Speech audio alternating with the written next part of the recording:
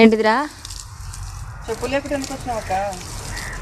అట్లా అనలే, ఫస్ట్ ఎట్లా అన్నావు చెప్పు. అట్లా అన్న అనలే. అట్లా చెప్పు లేకుండా ఎందుకు వచ్చినావు? మా తమ్ముడు ఏమని ఉంటాడు మీకు అర్థమైతే మాత్రం కామెంట్ పెట్టండి. ఆ మాటకైతే నేను కొంచెం బాధపడ్డా. ఏం అసలు ఇచ్చే అంటుంది. చెప్పు లేకుండా వచ్చి మరి చెప్పు కాలు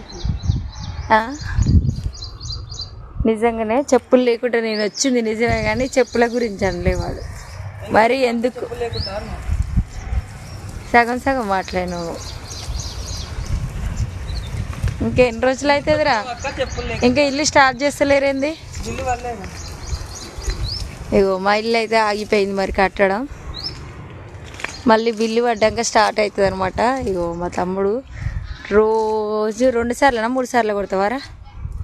2 సార్లు పొద్దున సాయంత్రం.